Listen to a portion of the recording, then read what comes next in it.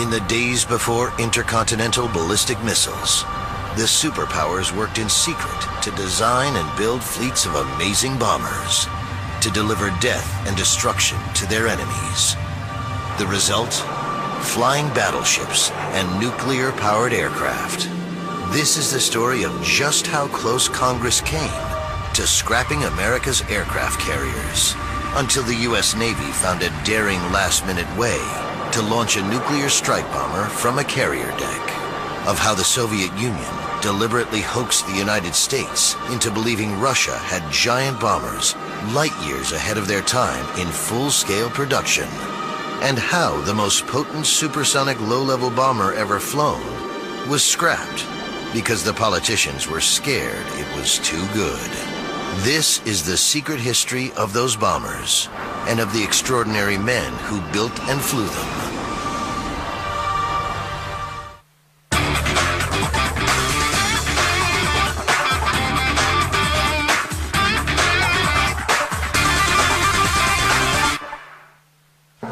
July 1955, Moscow. In the war of technology, Communist Russia is preparing to spring a trap on America and her NATO allies. The setting, a harmless air show in the heart of the city. While the tanks and missiles rumbled past on the ground, a whole lot of new airplanes came by overhead. And one of these really took the Americans' breath away because it was a big four-jet bomber. The new bomber is called the Myasishchev M4. NATO gives it the code name Bison. The aircraft sends shockwaves through the U.S. High Command.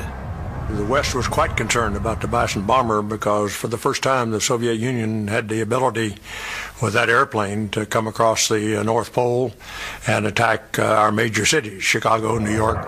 Off the wingtips were 4 MiG-17s as an escort. Well, the Russians were very good to give it a MiG-17 escort because it enabled the Americans instantly to scale off the wingspan of the MiG-17 and decide exactly how big this four-jet bomber was. And they were rather astonished.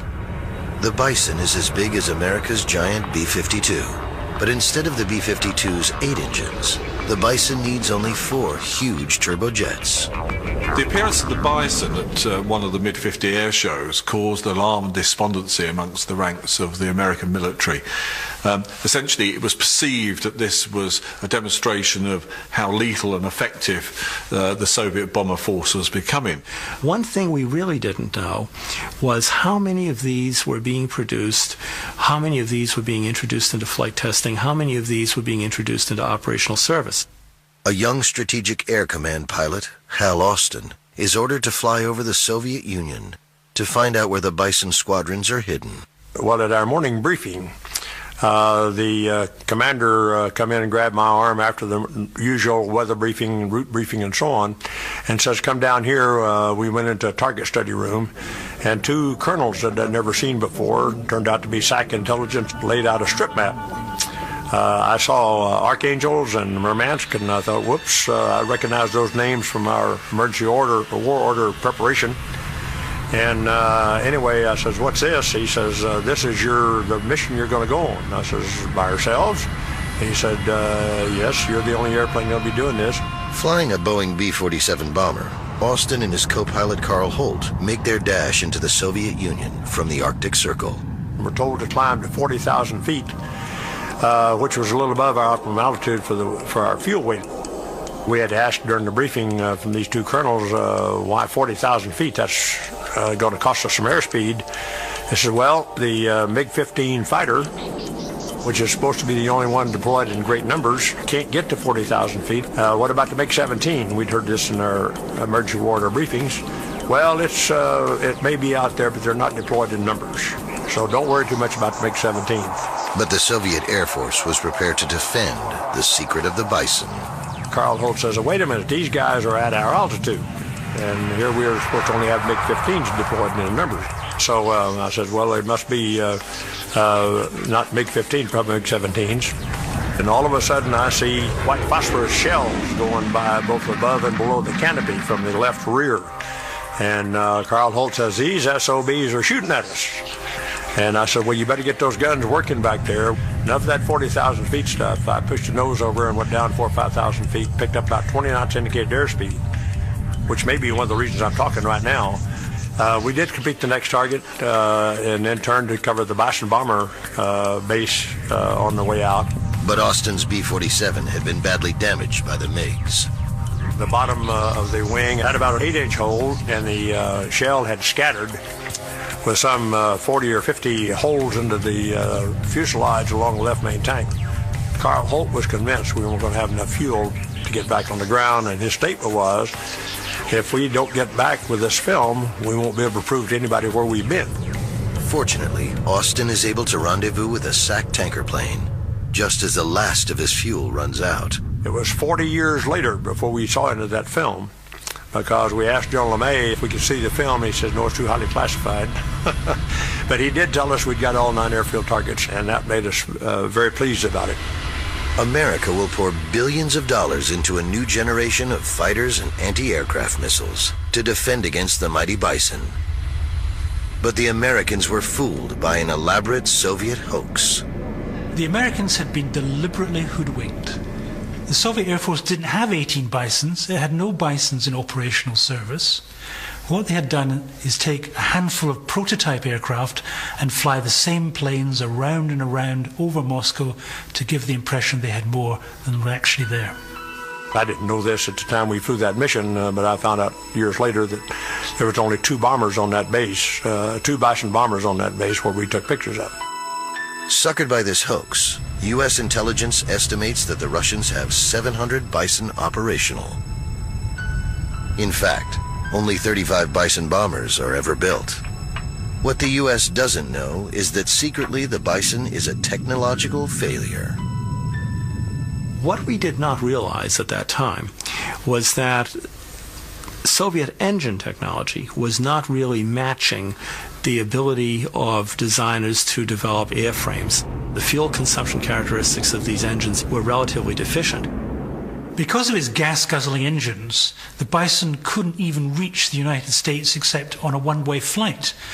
And even then it's arguable whether it could carry a decent bomb load. But the Americans didn't find all of this out for years to come. In World War II, the strategic bomber reached the furthest extent of its development in America with the emergence of the superlative B-29, the highest-flying, furthest-ranging bomber of the war. In contrast, the Russians had focused their efforts on building tactical aircraft to support the Red Army and had woefully neglected their bomber force. I think by 45 they knew they had to do something and do it pretty damn quick, and they didn't have any history of making those kind of aircraft. So what do? They say, well, when the opportunity occurs, we'll steal it. That opportunity presents itself in the last year of the war, when several damaged B-29s land in Russia after bombing Japan. Stalin repatriates the airmen, but he keeps the planes. Now, the role of Stalin in all of this is really interesting. As ruthless and cruel and as arbitrary as he could be, he was nevertheless a very shrewd man when it came to air power. He decided in 1945 that the Soviet Union should take the 3 intern B-29s that had landed in the Soviet Far East and use these as a template to copy the Boeing Superfortress design. Copying of the B-29 was a major industrial task, and Stalin needed someone very capable to run the show. This was Andrei Tupolev, probably Russia's greatest ever aircraft designer. The scale of the project is almost unimaginable. Tupolev organizes 900 factories and hundreds of thousands of workers to copy this bomber. After what is one of the greatest engineering feats of the 20th century, the first Soviet B-29 copy flies in May 1947, only 2 years after the start of the project to reverse engineer the Boeing bomber. But the only way the Soviet B-29 can reach America is on a one-way suicide mission. I certainly knew as a planner that the Soviets would plan one-way missions and probably come a whole lot nearer executing a one-way mission than we in the United States would. The alternative to a one-way suicide mission is airborne refueling, but it will take the Soviets decades to catch up with the West in perfecting aerial flight refueling techniques. Aerial refueling presupposes that you have distributed bases to operate your tankers from, and there weren't many circumstances in which they could possibly have done that.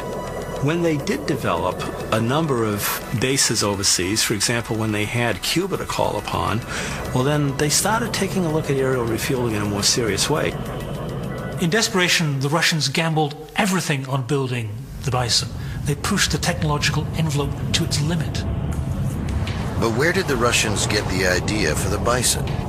Once again, that was the product of foreign technology. At the very end of World War II, the Russians captured many of Germany's best aircraft designers and took them as forced labor to work in the Soviet Union to design aircraft for the Russians. This included the Junkers design team, who were working on an experimental 6-engine jet bomber. When you see it, it looks just like the Bison. But with the failure of the gas-guzzling Bison, the Soviets become desperate for alternative ways of attacking the continental United States. This search will lead to one of the most incredible Russian bomber projects of all time. And the man behind this great machine was not a Russian, but an Italian. By the middle of the 1950s, the Red Air Force had thoroughly duped the Americans into believing it had hundreds of Bison bombers ready to strike at U.S. cities. In reality, the Soviets know they still lack a way of reaching the continental United States. Then, an innovative aviation designer comes up with a solution. Build bombers that can land on the sea and refuel from Soviet submarines. There's only one problem with this idea. The genius is not Russian, but Italian. His name has practically been erased from history, Roberto Bartini. Fellow Russian aircraft designers were jealous of him. Stalin was suspicious of him because he was a foreigner. His contribution to Soviet aircraft and rocket technology is one of Russia's best-kept secrets. Roberto Oros di Bartini was born in 1897 in a part of northeastern Italy, which is now in modern Serbia. When the First World War broke out, young Roberto joined the army and learned to fly. Bartini was an idealist, and with the rise of fascism, he joined the fledgling Italian Communist Party, hoping to save his country from Mussolini. In 1923, Mussolini seized power in Italy and began sending communists like Bartini to prison camps. Bartini fled to Soviet Russia to avoid imprisonment. He soon found himself in a senior design position in the new Soviet aircraft industry. In the 1920s, young men who were thrilled by the idea of communism, and there were quite a few, a lot of them managed to go to the Soviet Union. And the extraordinary thing is that the Russians tended to regard them with suspicion. And even if they proved that their heart was in the right place, like Bartini worked his socks off designing aeroplanes for the Russians, he still was regarded with suspicion. In 1933, his Stal 6 design held the world speed record. Bartini, before World War II, was developing some very high-speed aircraft. There was a fighter proof-of-concept aircraft known as the Stal 6. He developed the Stal 7, which was a twin-engined airliner in the 1930s, and that again had a very good performance, so much so that it was developed into one of the mainstay bombers of the Great Patriotic War. Bartini's DB-240 would be the first Red Air Force bomber to raid Hitler's Berlin. But Bartini would never get the credit for his visionary design. He had actually been arrested in the great Stalinist purges that engulfed the Soviet aircraft industry after 1937. Bartini's a good communist, so he's shocked by his arrest. Time goes by and he's in prison, and the head of the Soviet secret police, Beria, comes for a visit. Bartini knew Beria. He goes to him and says, "I'm innocent. Why am I in jail?" Beria laughs. He says, "I know you're innocent, Roberto. If you were guilty, I'd have had you shot. What you're going to do for me now is you're going to design me a brilliant plane, you'll get the Stalin Prize, and I'll set you free." During his period in prison, Bartini was a mentor to several young Russian designers.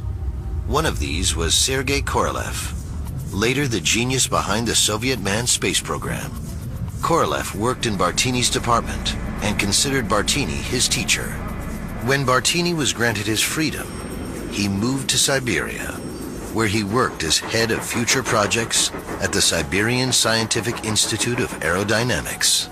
Here, in the early 1950s, he set about tackling Russia's need for long-range bombers. At the end of the 1950s, the Soviet bomber program is a failure. The Bison doesn't work, the Bear is too slow, they need another answer, and that's where Bartini reappears. Bartini's idea was to build a supersonic flying boat bomber. It was called the Bartini A-57.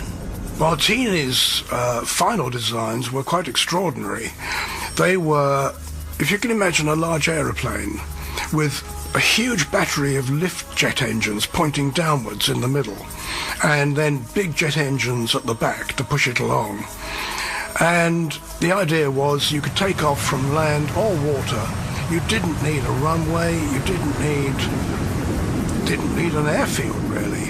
A flying boat bomber would solve the range problem at a stroke. It could land on the water and refuel and rearm from a nearby submarine. But Bartini also wanted speed. After lengthy experiments in a secret Siberian wind tunnel, Bartini perfected what he called the Bartini wing. This is a long, slender delta for high supersonic speed. The A-57 was designed to land and take off from either ice or water, which made it capable of operating from bases near the North Pole. It would be powered by 5 jet engines, set in a row on top of the fuselage. It would have a top speed of 1,500 miles per hour. With virtually unlimited range, it could hit any target on Earth. It would have been the most formidable bomber yet built. In the event of emergency, the A-57 could come down on land using a large skid, and operating in secret from water or ice sheet, it would have been practically invulnerable to attack. In April 1957, Bartini is ordered back to Moscow from Siberia. He is assigned to lead a special design group to build the A-57.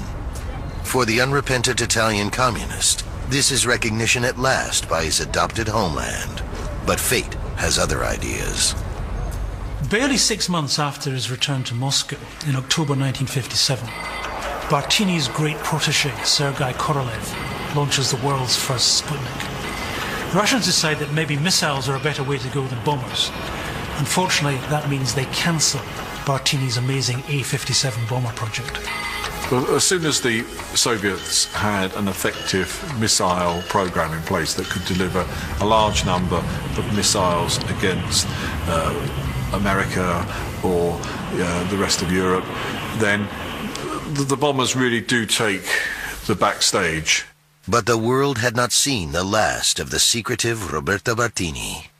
His final design, completed before his death in 1974, was the bizarre VVA-14. After the A-57's cancellation, Bartini continued to be fascinated by amphibious planes. He developed the notion of a plane that lands not on wheels, but on a cushion of air. Such a machine was capable of taking off and landing anywhere, on land, sea, or ice. Essentially what Bartini was seeking to build was not a high-flying bomber, but a low-flying battleship capable of cruising close to the surface and carrying a huge arsenal of weapons. The economic collapse of communism in the Soviet Union saw the end of Russian interest in such weapons. Bartini's last design now lies rusting in a Russian field.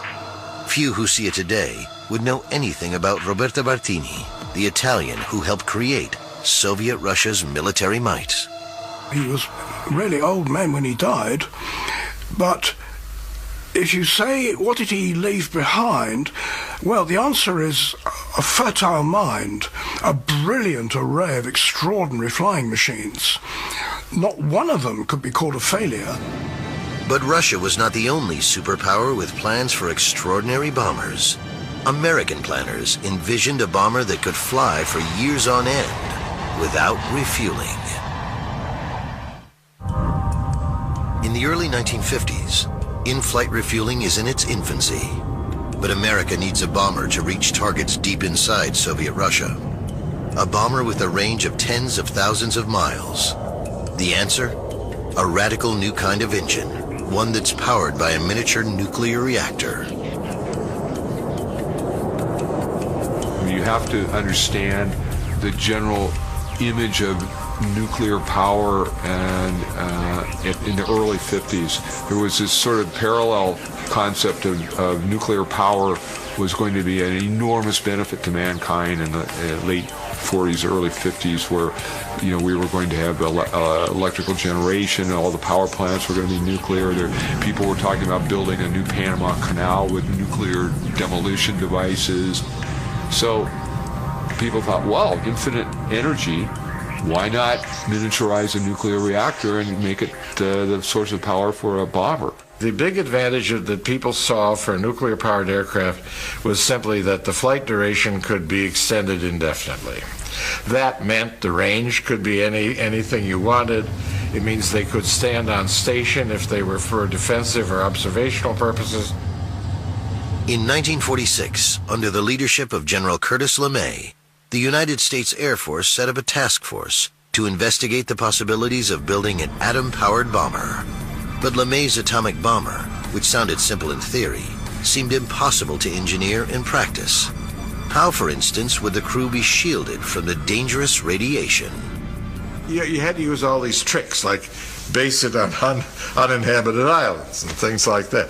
Use old men for the pilots so that the effect of radiation on the gene, on the sperm, would not get into children. To gain experience in radiation shielding, the Americans decided to build a flying reactor. Fortunately, they had to hand an aircraft big enough to carry such a reactor, the Convair B-36. It was so big, the crews called it the magnesium overcoat. In 1953, an ordinary B-36 bomber is modified to carry a small reactor in the rear bomb bay. The reactor is not connected to the engines. A new nose section houses a 12-ton lead-shielded compartment for the crew. The aircraft is given the designation NB-36, the N standing for nuclear. The first NB-36 test flight is on September 17, 1955. The tests prove that the radiation can be contained, provided there is heavy shielding. The next challenge is to build an atomic-powered jet engine. The theory of an atomic engine is simpler than an ordinary jet. Air is sucked in and fed to the nuclear reactor, where it is heated. The air expands at super rapid speed and pushes the plane forward. This simple plan will need very complicated engineering. U.S. scientists come up with two competing ways to build an atomic jet engine. The first is called the direct cycle method. Well, the advantage of direct power is that it's simpler. There are almost no moving parts. The air goes into the reactor, passes through a lot of little holes through the reactor, comes out hot. So in principle, it's simpler. But the direct cycle engine has a major drawback. Air passing through the reactor core becomes irradiated. The aircraft leaves a trail of dangerous irradiated particles in its wake. This led American scientists to propose a second kind of atomic motor called the indirect cycle. The other approach was to have a reactor separate from the propulsion system, which would produce lots of energy, heat. Then that energy would be transferred from the reactor to a propulsion unit, a jet-like propulsion unit, through the use of hot liquid metal. The indirect cycle has the advantage that air avoids passing through the reactor. Instead, liquid metal carries the heat from the reactor to the air. But this method requires a lot of complex and heavy plumbing. While the General Electric Company begins work on a prototype atomic jet engine, the Air Force draws up plans for a real atomic bomber. Engineering is entrusted to Convair, builders of the B-36. The new bomber is called the WS-125. Designers declare it the world's first nuclear-powered aircraft. The Air Force developed a lot of formal administrative techniques, and one was to classify programs, and WS just stands for weapon system, and they all had numbers, and the WS-125 was a nuclear airplane. In 1956, the General Electric Company gets a prototype of the direct cycle nuclear jet engine working.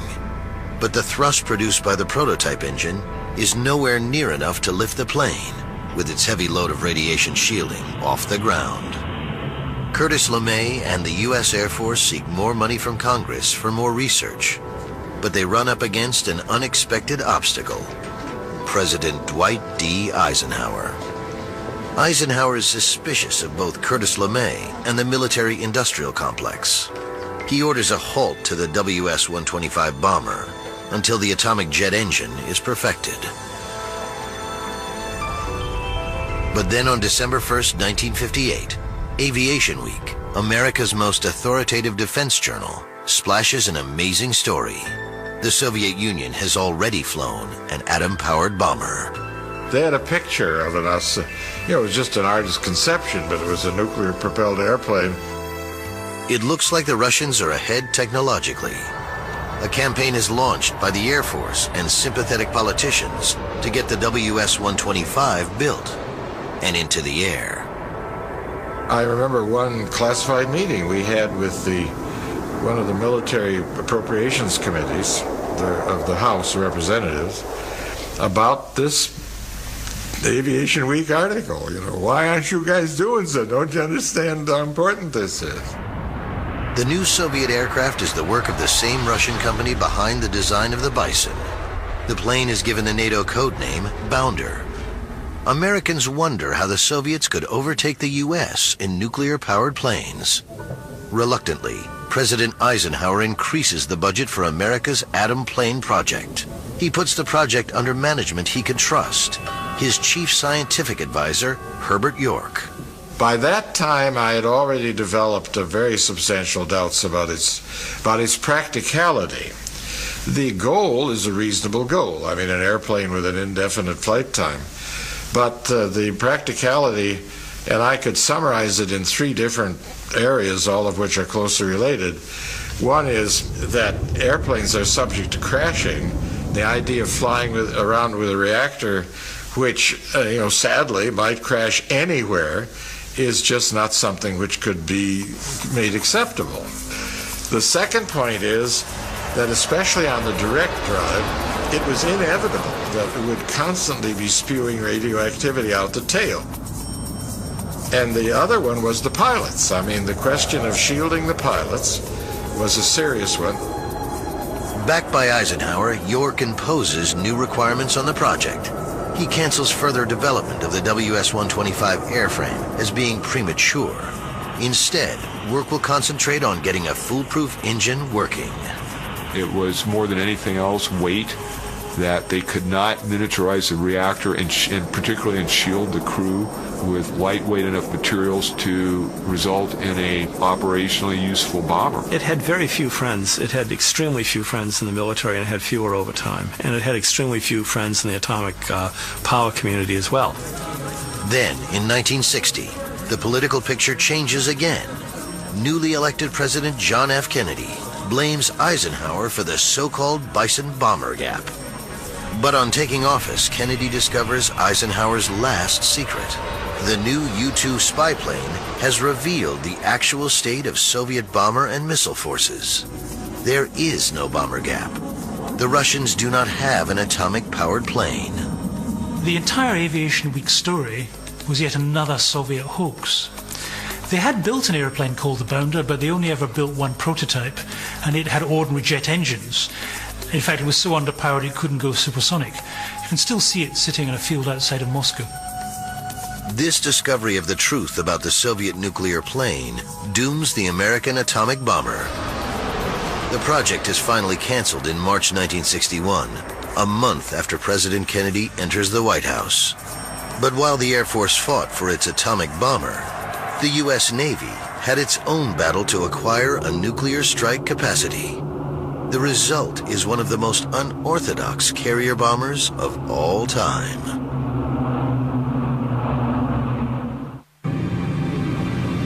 The Bikini Atoll in the South Pacific, 1946.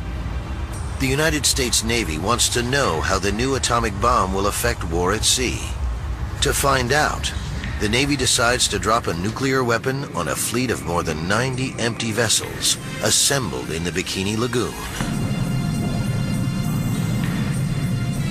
The entire fleet is pulverized, but there is a problem. The atomic bomb is delivered at Bikini by an Army Air Force B-29 bomber. Early nuclear weapons, some weighing 10,000 pounds, are too large for the Navy planes, carried aboard an aircraft carrier. The US Navy was worried that atomic warfare would be dominated by the Air Force, and the Navy itself reduced to merely a transport force. They had way over half the defence budget, which was enormous. You know, they'd gone from nothing, a few dozen old B-17s and B-29s.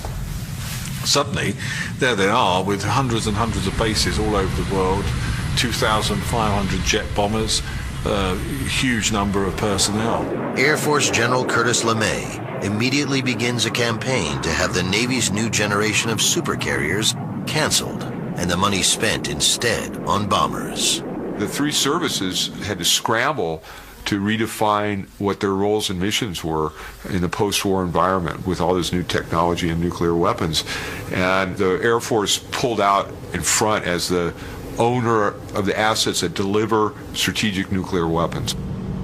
The U.S. Navy must find a way of putting an atomic bomb on a plane that can take off and land on a carrier deck.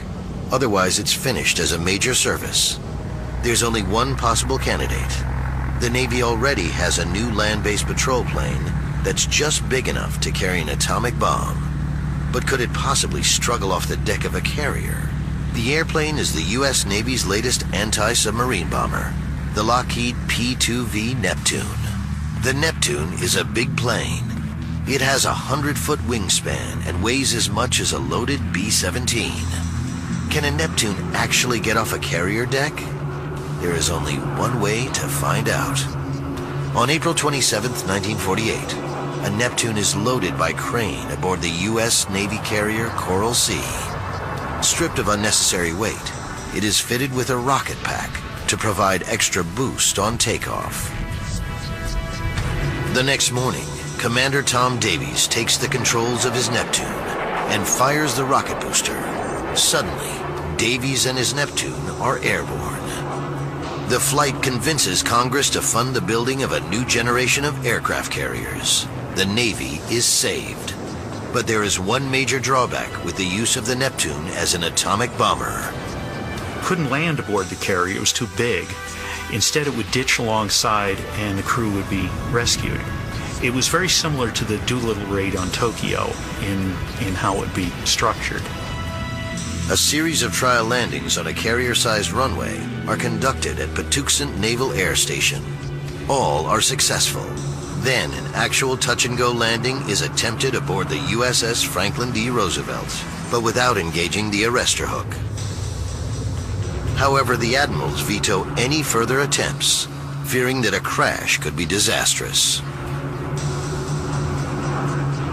A crash at that time would have destroyed the US Navy's public relations exercise, so they decided to play safe and just keep the Neptune as a one-way mission aircraft.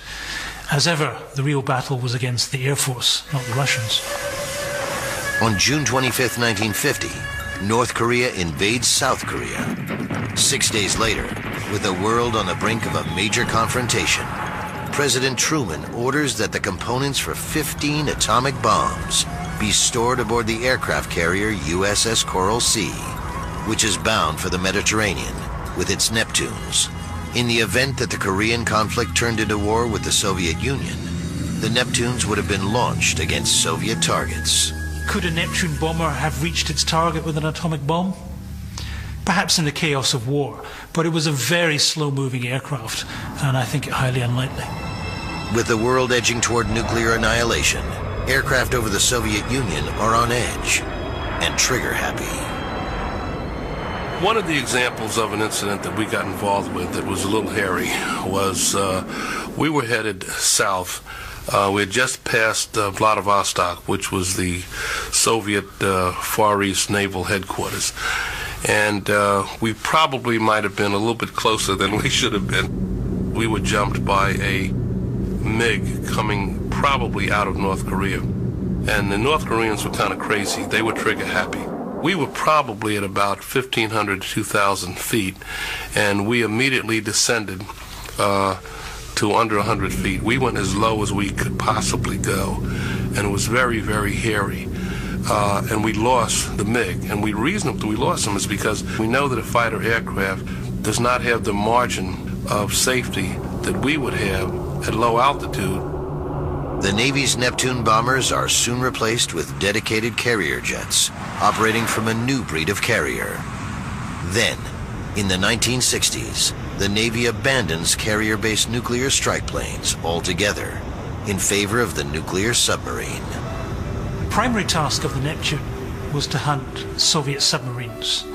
In the end, it wasn't land-based missiles, it wasn't bombers. The major threat to the United States came from Soviet submarines.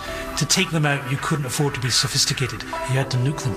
One man who flew such missions in a Neptune was Carlos Campbell. We were flying in an exercise out of Midway. We had a nuclear weapon on board. Immediately upon takeoff, we had a fire in the starboard engine. And I'll never forget it because the flames were gushing out. So we shut the engine down. We could have continued to altitude and everybody could have bailed out. We could have ditched the aircraft, but that would have been dicey because of the coral reefs around Midway Island. We could have landed heavy. That had its question mark only because we had more fuel than we needed to have, and it wasn't, and you can't dump fuel with the fire, right? Because that could ruin your afternoon. Or we could have done nothing, and I couldn't tell you the story. So we landed heavy. But the fire crews were fantastic at the naval stations, and they covered the aircraft with foam and put it out within a matter of minutes. The advent of the missile era affects the Air Force as well as the Navy. New air-to-air missiles like the American Sidewinder make the manned bomber vulnerable. What the U.S. military do not know is that the Soviets already have their hands on the deadly Sidewinder itself. In 1958, the Chinese Communists launch attacks on their nationalist adversaries based in Taiwan. The nationalists have U.S.-supplied F-86 Sabres, equipped with the new Sidewinder air-to-air missiles. These are being tested in combat for the first time.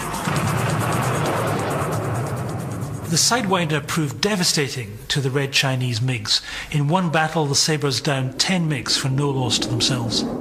But these skirmishes have a dangerous outcome that no one in the West will suspect for years to come. A Sidewinder fired by a Taiwanese Sabre lodged in the tailpipe of a Red Chinese MiG-17, but it didn't go off. The MiG-17 got back to its base, they recovered the missile, and very quickly it was on its way to Moscow to be examined. The Soviet engineers are amazed by their prize. One leading Soviet missile engineer later comments, "The Sidewinder missile was to us a university offering a course in missile construction." The Russians copy the Sidewinder. It becomes the standard Soviet air-to-air missile. NATO gives it the codename Atoll. With the Atoll, plus a new generation of ground-to-air missiles, high-flying bomber attacks against the Soviet Union had become suicidal. We had to get out of the high-altitude business altogether because a Strategic Air Command airplane couldn't survive that missile threat. The result is a dramatic change in bomber tactics at the start of the 1960s. From now on, bombers will attack at low level, below radar cover. It's very difficult if you're flying at sea level, dropping nuclear weapons. There was a way that we devised of doing it. You pulled up into a steep climb and you tossed the bomb either ahead or over your shoulder, and then you either went this way or that to avoid it. The first country to build such a bomber is Britain. It is called the TSR-2, standing for Tactical Strike and Reconnaissance Aircraft No. 2. The TSR-2 was an extraordinary machine for its time. It was world-class. It was well ahead of the state-of-the-art. It was very challenging because it was ahead of the state-of-the-art. The biggest challenge of TSR-2 was reliably flying faster than sound in very dense sea-level air. You have enormous forces on the aircraft. If the tail controls, for example, suddenly went 1 degree out, you could break the aircraft up in the air simply because you would suddenly apply enormous forces to it. These tough requirements demanded a wonder plane. Not even American engineers thought they could pull it off. But the British had their backs to the wall. This was their last chance. And amazingly enough, they produced a miracle. The secret of the new plane lay in two technical breakthroughs. First, it carries a new kind of jet engine called a turbofan. It is more powerful than any other in use, yet capable of great fuel economy for strategic range. Pretty much the same engines that drove the Concorde supersonic airliner. That gives you an idea of the kind of power that the TSR-2 had. The TSR-2 also has a revolutionary sideways radar system that allows the pilot to literally see where he is flying, day and night, in any weather and at any level. Up at the front were the pilot and navigator, and in front of them was a very special radar which could guide you. Without going into the ground, it could guide you along the undulations of the terrain. The first TSR-2 flies on September 27, 1964. The timing couldn't be better. The Vietnam conflict is escalating, and America finds herself without a medium-sized bomber.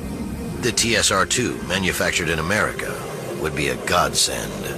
But developing a new bomber is expensive. The new government in Britain is appalled by the cost of the TSR-2. In about spring 1964, the British Labour Party was thinking, how can we win the election that's coming up in, I think, October? And they very soon realised that these terribly expensive aeroplanes could be portrayed as a huge waste of money. Rival companies in America also have their own agenda. Instead of the TSR-2, U.S. Secretary of State Robert McNamara orders a new American bomber, the Swing-Wing F-111, built by General Dynamics. Instead of simply saying we will cancel TSR-2, the Harold Wilson government said we can replace it with a cheap American aeroplane, the F-111, which had all sorts of modern ideas like variable sweep, pivoted wings. What we didn't expect was that it was going to be, I wouldn't say a can of worms, but it was a terribly difficult aeroplane to develop. On April 1st, 1965, the British cabinet votes 12-10 to cancel the TSR-2 and buy the American F-111 instead. Orders go out to destroy the TSR-2 prototypes. My personal belief is that the TSR-2 was a program that should have been proceeded with.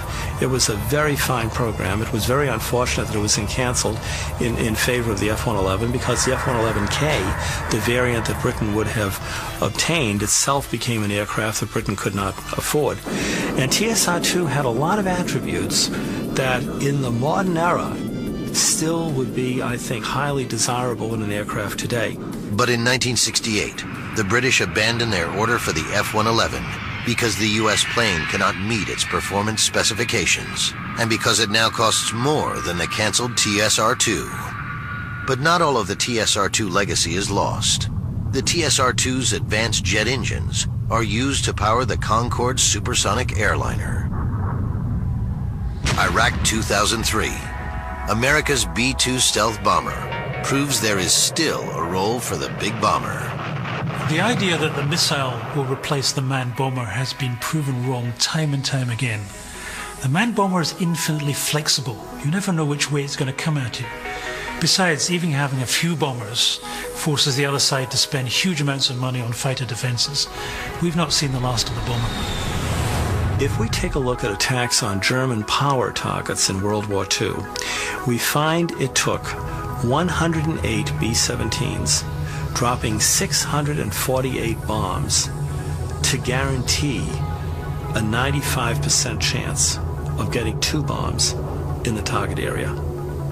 Now that's a tremendous investment. That's 1,080 crewmen on those 108 bombers. Going against Iraqi power generation targets, which were of the same size, it took 1 strike airplane with 1 laser-guided bomb, and that laser-guided bomb has a miss distance off the aim point of less than 10 feet. That's the era of warfare that we're really in today. Today, China is designing a 6-engine strategic bomber. The superpowers are still waging their secret technology war for the domination of the skies.